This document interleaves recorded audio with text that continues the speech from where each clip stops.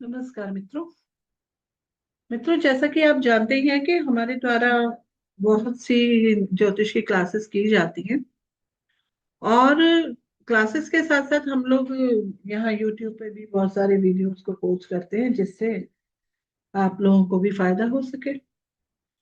और एक नई क्लास शुरू कर रहे हैं हम लोग अष्टक वर्ग की, जो 18th से शुरू की जाएगी। केवल एक हफ्ता रह गया है, काफी रजिस्ट्रेशन हो चुके हैं। आप लोग भी अगर उसका हिस्सा बनना चाहते हैं तो आपका स्वागत है। आज हम बृहद पराशर होरा शास्त्र में जो अध्ययन कर रहे हैं वो कर रहे हैं कारकांश के बारे में। तो कारकांश चार्ट कैसे बनाते हैं, उसमें भावों के फलों को कैसे देखते हैं, यहां से हमने बहुत देखे पढ़ने की कोशिश की, जाना, समझा और ज्ञान को प्राप्त करने की कोशिश की। तो एक बार फिर से हम ये देख लेते हैं कि कारकांश लग्न को बनाए कैसे। कारकांश जो होता है वो जैमिनी ऋषि द्वारा प्रतिपादित एक नियम है।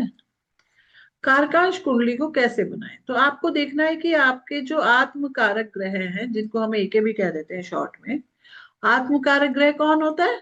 जो हाईएस्ट डिग्री प्लैनेट है, जिसकी डिग्री सबसे ज्यादा है, किसी भी हाउस में हो सकता है। तो हाईएस्ट डिग्री प्लैनेट किसी भी राशि में हो सकता है, उसको ले लेना है और फिर देखना है D9 में वो कौन सी राशि में बैठे हैं। तो जब हमने ये चेक कर लिया कि D9 में कौन सी राशि में है, तो फिर देखना है उस राशि से ही कारकांश कुंडली बना देनी है। जैसे मैंने यहाँ पर एक मीन राशि से कारकांश कुंडली मैं हर बार बनाती हूँ। पिछले वीडियोस अगर आप लोगों ने नहीं देखे हैं तो आप उनको चेक कर सकते हैं, देख सकते हैं, समझ सकते हैं। तो कारकांश कुंडली, जो जिस कारकांश कुंडली पे हम लोग काम कर रहे हैं, वो मीन लगन की है।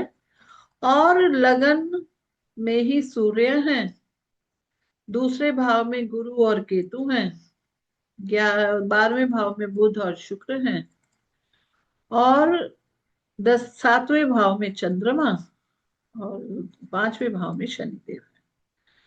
बाकी के प्लैनेट्स देखिए, केवल आपको लगन वहां से लेना है D9 से, बाकी के प्लैनेट्स को D1 के अकॉर्डिंग ही अरेंज कर देना है। एक बार मैं फिर से बता रही हूँ, D1 का हाईएस्ट डिग्री प्लैनेट D9 में कौन सी राशि में है, कौन सी राशि, उसी राशि से आपने क्या करना है, कारकांश कुंडली बनानी है। और बनाने के बाद सारे प्लैनेट्स को D1 के अकॉर्डिंग ही बैठा देना है। सही है। तो यहाँ पे अगर हम समझे कि ये कारकांश कुंडली तैयार हो गई, ठीक। अब हम इसमें क्या करना है, फिर अब इसको पढ़ना है। कैसे पढ़ना है? पहले लगन की जानकारी प्राप्त करनी है कि अगर लगन मेष से लेकर मीन तक कोई सा भी बनता है तो क्या फल होंगे, ये हमने पढ़ा पिछले वीडियो में।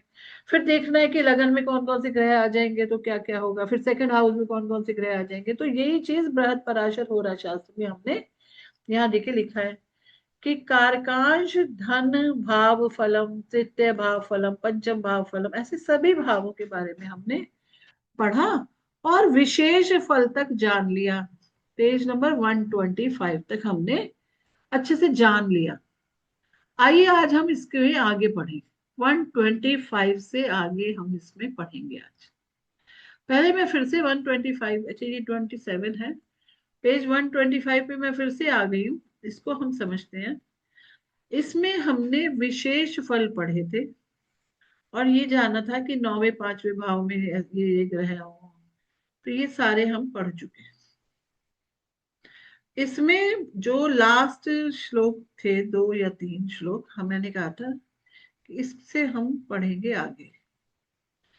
और श्लोक संख्या 107 मुझे याद आ रहा है, लास्ट वीडियो देखने के बाद याद आया कि यहां से हमें पढ़ना चाहिए। तो चलिए हम 104 पेज से, फिर 104 श्लोक से दोबारा पढ़ें।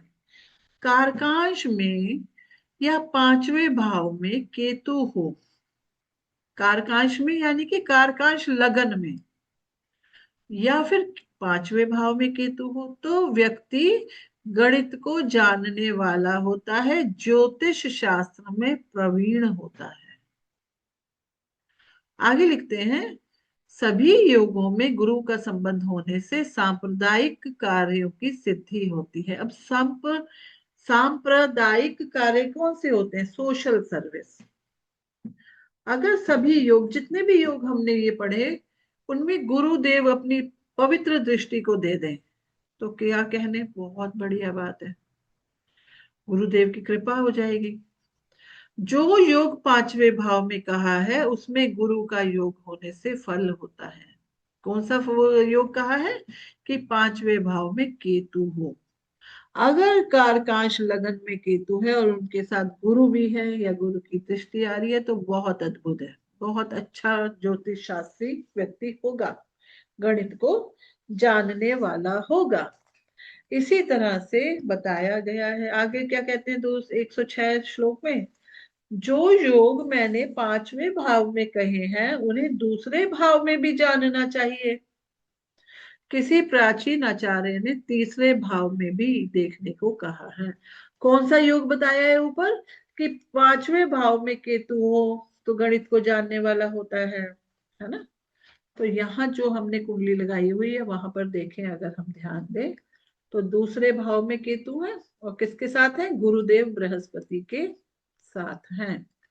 तो यहाँ देखिए क्या लिखा है, जो योग मैंने पांचवें भाव में कहे हैं उन्हें दूसरे भाव में भी जानना चाहिए। यानी कि अगर किसी के दूसरे भाव में ये योग है तो वो अच्छा ज्योतिष हो सकता है ना, वो जो अच्छा ज्योतिष है, वो अच्छा गणित को जानने वाला है। अब 107वां श्लोक में पढ़ रही हूँ, इसका अर्थ पढ़ रहे हैं। कारकांश में या उससे दूसरे या नौवें भाव में या पांचवें भाव में केतु हो और पाप ग्रह से देखा जाता हो तो मनुष्य वाचाल भी होता है। वाचाल का क्या मतलब है? मतलब बहुत बोलने वाला। तो देखिए क्या कोई पाप ग्रह दिख रहा है? यहाँ पर जो दूसरे भाव में केतु है उन्हें कोई पाप ग्रह देखते हो? शनि महाराज देख रहे हैं अपनी नीच राशि में। तो हाँ, पाप ग्रह शनि महाराज को पाप ग्रह में ही काउंट करेंगे। लेकिन अगर हम यहाँ पर जैमिनी दृष्टि देखें तो शायद ना देख रहे हो, लेकिन वैसे इन्होंने ये नहीं कहा कि जैमिनी दृष्टि देखो। अब बात आती है जैमिनी दृष्टियां क्या होती है, अगर मैंने बोल ही दिया है तो। जैमिनी दृष्टि में राशियां राशियों को देखती हैं, राशियां ही राशियों को देखेंगी। कैसे देखेंगी? चर राशि स्थिर राशियों को देखेंगी, स्थिर राशियां चर राशियों को देखेंगी, और द्विस्वभाव राशियां द्विस्वभाव राशियों को देखती हैं। लेकिन अपने पास वाली को छोड़कर, जैसे कहते हैं कि कुंडली में 1 4 7 10, जैसे यहाँ माना 1 नंबर राशि और यहाँ दूसरी, तो ये चर राशि है, ये स्थिर राशि है, तो ये अपने पास वाली को नहीं देखेगी, बाकी सारी स्थिर राशियों को देखेगी। ठीक है, मतलब एक चर राशि केवल 3 राशियों को देख सकती है। तो किसको छोड़ना पड़ेगा? बिल्कुल अपने पास वाली को छोड़ देंगी और बाकी सबको अच्छे से देखेंगी। ठीक, इस द्वि स्वभाव में तो देखिए, अगर कोई द्वि स्वभाव राशि है, माना 3 नंबर राशि है, तो वो 6 9 12 तीनों को देखेगी। स्थिर राशि में भी क्या होता है? अपने पास वाली, बिल्कुल जिससे सट के बैठी, जैसे दीवार शेयर कर रहे हैं, उसको छोड़कर बाकी सब चर राशियों को देखेगी। ठीक है, ये हमने पहले भी बात की है जैमिनी दृष्टि के बारे में। तो कारकांश में वो कह रहे हैं, क्योंकि कारकांश को हम जैमिनी में पढ़ रहे हैं तो हमें जैमिनी दृष्टि समझनी चाहिए। ये चर राशि में बैठे हैं, यहाँ पे भी ये चर राशि है, तो हम कह सकते हैं कि शनि देव की दृष्टि इस पर नहीं पड़ रही। इसका मतलब जो हमने यहाँ श्लोक पढ़ा कि वाचाल होता है, मनुष्य वाचाल होता है पाप ग्रह से देखा जाए, तो उस कुंडली पे नहीं लग रहा। एनीवे, अच्छी बात है, नहीं लग रहा तो आगे बढ़ जाते हैं। कारकांश लगन तथा आरूढ़ लगन से दूसरे 8वें भाव में यदि समान पाप ग्रह हो तो केम द्रुम योग होता है। यहां से हमें पढ़ना था, यहां जब दो नए शब्द आए, आरूढ़ लगन और केम द्रुम योग, तो मैंने कहा था कि अब हम इसे आगे पढ़ेंगे नेक्स्ट उसमें। तो आइए इसको हम समझें। जहां जो दो नए शब्द आए हैं, आरूढ़ लगन और दूसरा आया है केम द्रुम योग, तो केम द्रुम योग को हमें सबसे पहले समझना है, उसके बाद हम पढ़ेंगे किसके बारे में, आरूढ़ लगन के बारे में। केम द्रुम योग में कहा जाता है कि जहां पर भी चंद्रमा हो, उनके द्वितीय भाव में या द्वादश भाव में कोई ग्रह के ना होने पर केमद्रुम योग होता है। तो ऐसे केस में जब चंद्रमा से 12वें या दूसरे भाव में कोई ग्रह नहीं है तो कहते हैं केमद्रुम योग है। लेकिन केमद्रुम तब भंग हो जाता है जब केमद्रुम तब भंग हो जाता है जब या तो चंद्रमा के साथ कोई प्लैनेट बैठ जाए या कोई प्लैनेट उसे देख ले, कहीं से भी देख सकते हैं, तो ये केमद्रुम भंग हो जाता है। ठीक है। अब हम आते हैं अपनी पुस्तक में और लिखते हैं ये, कारकांश लगन तथा आरूढ़ लगन से दूसरे या 8वें भाव में यदि समान पाप ग्रह हों तो केमद्रुम योग होता है।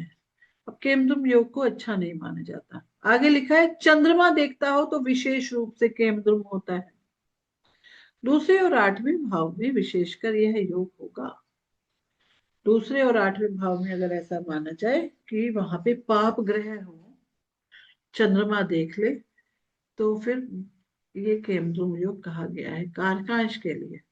कारकांश में जिन योगों को मैंने कहा है उनका फल उन राशियों के दशा या अंतर में होता है। ऐसे नहीं है कि पूरा जीवन उनका फल मिलता रहता है।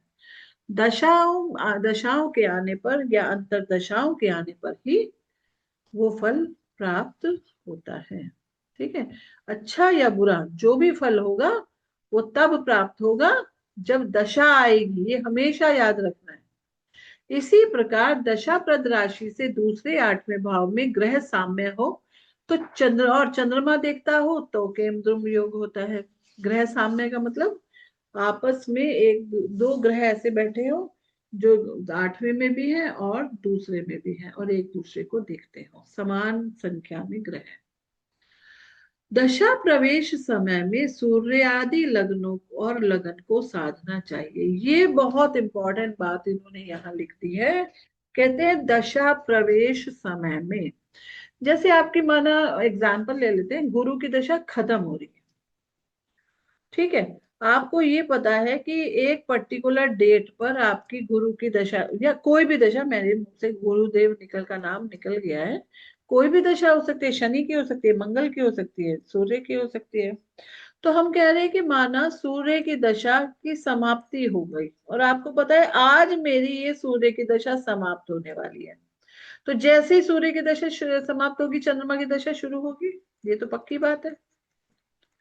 तो जो वो समय होगा जिस समय दशा प्रवेश हो रहा है, ठीक है, उस समय अगर हम चार्ट बनाए तो कह रहे दशा प्रवेश समय में उस समय पर्टिकुलर सूर्य आदि ग्रहों और लगन को साधना चाहिए, उस समय की कुंडली बना लो। तो कहते हैं दशा प्रवेश कुंडली। ठीक है। तो यानी कि आपको दिन पता है, दिन पता होने का मतलब क्या है, आपको दिनांक पता है, ठीक है, उसका समय पता है, आपको स्थान पता है जहां तक कहाँ पैदा हुआ है। तो जब आपके पास पूरा डेटा है तो आप उससे प्रवेश कुंडली बना सकते हो, दशा प्रवेश कुंडली। ठीक है। अब आता है उस समय उक्त भावों में ग्रह साम्य और चंद्रमा की दृष्टि हो तो केमद्रुम योग होता है। इसी प्रकार तनु आदि भावों की दशा के प्रारंभ में भी योजना करना चाहिए। आगे लिखते हैं, क्योंकि उस समय के ग्रह के अनुसार ही फल होता है। तो ये जो है दशा प्रवेश के समय की कुंडली बनाना, ये कई लोग प्रैक्टिस करते हैं और इसके रिजल्ट्स बहुत पॉजिटिव आते हैं। पॉजिटिव से मतलब पूरा बताया जा सकता है कि इस पर्टिकुलर दशा में जीवन कैसा बीतेगा। तो यहाँ पे अब आगे लिख दिया, इति बृहत पाराशर होरायम पूर्व खंडे सुबोधिन्याम कारकांश फल कथनम नामाष्टमो अध्याय। तो ये अच्छा, अष्टम अध्याय शुरू हो रहा है यहाँ से, और वो पहले वाला अध्याय खत्म हो गया। तो आशा है आप लोगों को ये कारकांश लगन, कारकांश से रिलेटेड सारे आप वीडियोस देखिए, समझिए, तो जानिए। और कोई भी प्रश्न अपने चार्ट को में कोई का कारकांश जरूर बनाएं। जब आप अपने चार्ट का कारकांश बना लेंगे तो आप एक अलग ढंग से अपनी कुंडली का प्रिडिक्शन कर सकते हैं। कारकांश को एक इंडिपेंडेंट कुंडली की तरह भी देखा जाता है। ठीक है। तो आशा है ये अच्छा लगा होगा आपको पूरा सेशन। और नई नई वीडियोस के लिए हम लोग तैयार हैं। यहाँ पे जो अब हम आगे पढ़ेंगे जैमिनी में अरूण, आरूढ़ लगन के बारे में पढ़ेंगे। पीछे भी 2-3 बार आरूढ़ लगन शब्द आया है। अब हमारा जो नेक्स्ट काम होगा वो होगा आरूढ़ लगन। धन्यवाद।